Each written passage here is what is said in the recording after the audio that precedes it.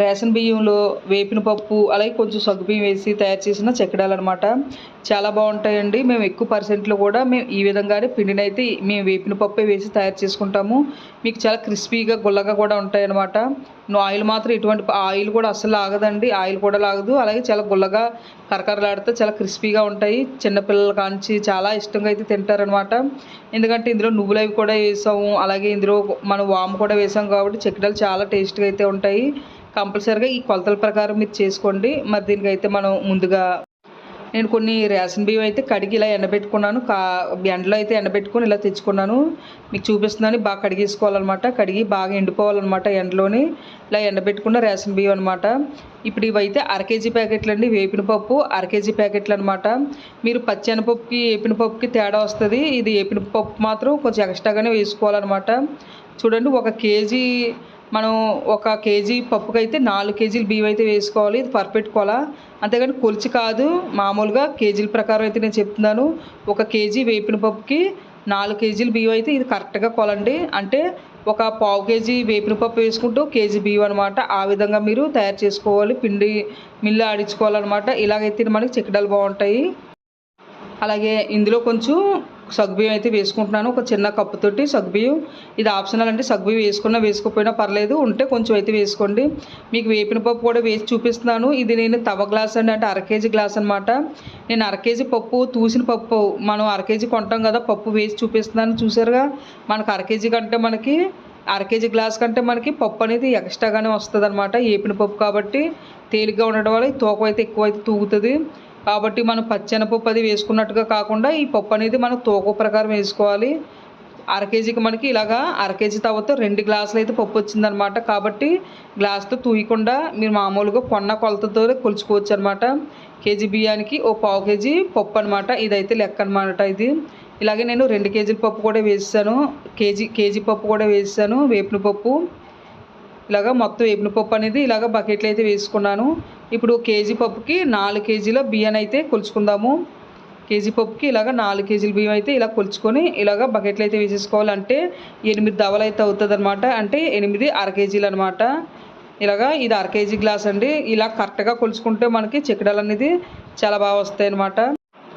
ఇప్పుడు బియ్యాన్ని కూడా ఇలా కొలిచి వేసేసుకున్నాను కదా. ఇప్పుడు ఇందులోనే కొంచెం సగ్గుబియ్యం కూడా వేసుకుంటున్నాను. ఒక కప్పుతోటి ఒక సగ్గుబియ్యం అనేది వేసుకుంటున్నాను.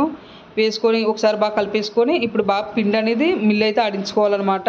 ఇలా ఒకసారి కలుపుకోండి. పిండి అనేది మిల్లు ఆడించుకొని మీకు చూపిస్తున్నాను. పిండి అనేది మనకి ఈ విధంగా అయితే ఉంటుందన్నమాట. ఇప్పుడు నేను ఈ పిండిలో ఓ సగం పిండి తయారు చేసుకుంటాను. ఉన్న పిండి స్టోర్ చేసుకోవచ్చు. మీరు పొడిగా ఉన్న ప్లేస్లో పెట్టుకున్నారంటే మీరు ఎప్పుడంటే అప్పుడే కొంచెం కొంచెం పిండి తీసి ఇలా చెక్కడాలు అయితే తయారు చేసుకోవచ్చు. నేను సగం పిండి వరకు పల్లీలు అయితే వేసుకున్నాను. ఇందులో నేను కొంచెం చూడండి చేతితో చూపిస్తాను కదా, వాము అయితే వేసుకుంటున్నాను అనమాట. మనం చెక్కడాలు చేసుకుంటున్నాం కాబట్టి వామది గుంట చేయవలసిన అవసరం లేదు, డైరెక్ట్గా వేసుకోవచ్చు. అలాగే నువ్వులండి ఒక 3-4 గుప్పులు అయితే వేసుకుంటున్నాను. నువ్వులు కొంచెం ఎక్స్ట్రా వేసుకున్నాం మనకి టేస్ట్గా ఉంటాయి. మా దగ్గర కొంచెం ఎక్స్ట్రాగా ఉన్నాయి కాబట్టి నేను ఒక 3-4 గుప్పులు అయితే వేసుకుంటున్నాను అనమాట. ఇవన్నీ కూడా ఇలా వేసుకున్న తర్వాత ఇప్పుడు ఇందులోకి మనం తగినంత సాల్ట్ కూడా వేసుకుందాము. చూడండి, ఇలా సాల్ట్ అనేది చేతితో ఇలాగా మీకు చూపిస్తాను కదా, ఇవి ఇంత అయితే పడుతుంది. చాలా పోతే మళ్ళీ కూడా వేసుకోవచ్చు. సాల్ట్ కూడా ఇలా వేసుకొని ఒకసారి బాగా కలిపేసుకోవాలి. అలాగే ఇప్పుడు వెన్న అయితే వేసుకుంటున్నాను. మీరు ఆయిల్ కూడా వేసుకోవచ్చు. నేను ఒక 4 టేబుల్ స్పూన్లు వెన్న అయితే వేసుకుంటున్నాను. మీరు మనం ఇలా వెన్న వేసుకోవడం వల్ల చాలా క్రిస్పీగా గుల్లగా అనేది ఉంటాయి అన్నమాట. చెక్కడాలు అనేది గుల్లదనం వస్తాయి కాబట్టి నేను వెన్న వేసుకుంటున్నాను. మీరు వేడివేడి ఆయిల్ కూడా వేసుకోవచ్చు, లేదంటే బటర్ కూడా వేసుకోవచ్చు, లేదంటే డాల్డా ఉంటుంది కదా, డాల్డా కొంచెం అనేది వేసుకోవాలి. కొంచెం వేసుకోవాలి డాల్డా. అలా అయితే మనకి చాలా క్రిస్పీగా గుల్లగా అయితే ఉంటాయన్నమాట. ఇప్పుడు మొత్తం ఈ వెన్న కూడా బాగా కలిసిన తర్వాత మీరు ఉప్పుగా చూసుకున్నారంటే సరిపోయిందా లేదని మీకు తెలుస్తుంది. నేను కొంచెం ఉప్పు పడుతుందని మరి కొంచెం సాల్ట్ వేసుకున్నాను.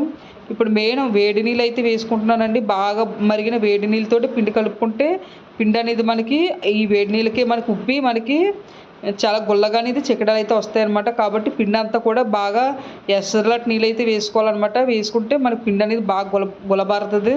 ఇలాగా మెత్తగా చూడండి, మరి గట్టిగా చపాతీలో కాదు, ఇలా మెత్తగా అనేది కలుపుకోవాలన్నమాట. ఇది చెక్కడాల పిండి కాబట్టి ఇలా మెత్తగా కలుపుకోవాలి. కొంచెం కొంచెం నీళ్ళు వేసుకొని ఇలా మొత్తంగా ఇలా కలుపుకోవాలన్నమాట. మనకి చేతికి ఉండ అయితే రావాలి కానీ అంటుకోవాలన్నమాట. ఆ విధంగా మీకు పిండి అయితే ఉండాలి. మీకు చూపిస్తున్నాను. చేతికి ఇలా ముద్దలా అయితే రావాలి కానీ మనకి చేతికైతే అంటుకోవాలన్నమాట. ఆ విధంగా కలుపుకోవాలి.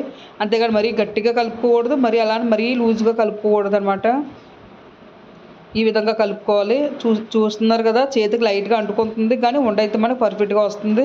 ఇప్పుడు దీని మీద ఒక తడి క్లాత్ వేసి ఉంచుకున్నారంటే ఎక్కడ మనకు పిండి అనేది ఆరిపోకుండా ఉంటుందన్నమాట. ఇప్పుడు ఒక సైడ్ నుంచి కొంచెం కొంచెం పిండి తీసి మనం చెక్కడాలు అయితే ఉతుకోవచ్చు. కొంచెం ఆయిల్ అయితే రాసుకొని మీకు చెక్కడు కూడా ఎంత ఫ్రీగా మనం వేసుకున్న పిండికి ఎంత ఫ్రీగా మన చెక్కడాలు తయారు చేసుకోవచ్చో మీకు చూపిస్తాను.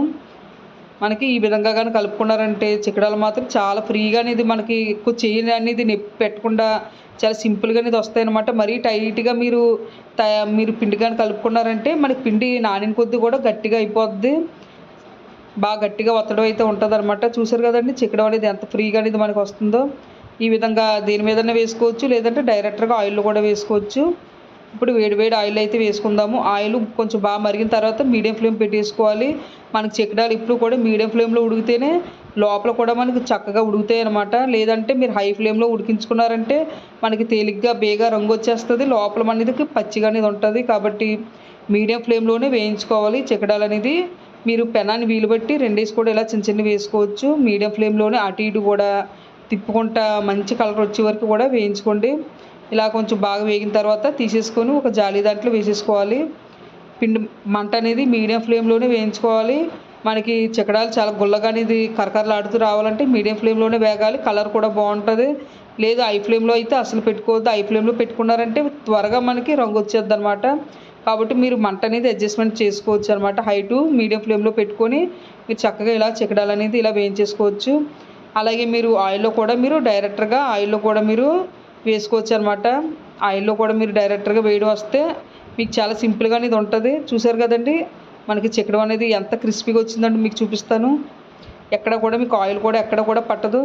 చూసారుగా చేతికి ఎక్కడ కూడా ఆయిల్ అయితే ఎక్కడ పట్టలేదు. మనకి చాలా గుల్లగా అనేది ఉంటాయి అన్నమాట చెక్కడాలు. ఇప్పుడు డైరెక్ట్గా ఆయిల్లోనే నేను ఇలా వేసుకుంటాను అనమాట. ఇలా ఆయిల్లోనే వేసుకోవడం వల్ల మీకు ప్రతి కాడ కూడా ఆయిల్లో చాలా ఫ్రీగా మీకు వేగుతుంది.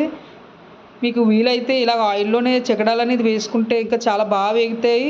ఇలా గరిటె మీద వేసుకునే దానికంటే ఒక దాని మీద ఒకటి పడకుండా ఇలా ఆయిల్లో వేసుకుంటే మీకు చాలా ఫ్రీగా మీకు బాగా వేగుతాయి అనమాట. ప్రతి కాడ కూడా వేగుతుంది. కాబట్టి ఈ విధంగా కూడా మీరు వేసుకోవచ్చు అనమాట.